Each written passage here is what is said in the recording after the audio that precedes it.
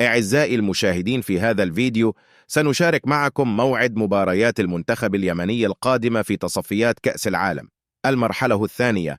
مشاهدين قناة كرات القدم حلوة، في هذا الفيديو سنشارك معكم جدول مواعيد مباريات المنتخب اليمني في المرحلة الثانية من كأس العالم، وذلك بعد الفوز على منتخب سريلانكا ذهابا بنتيجة 4-1.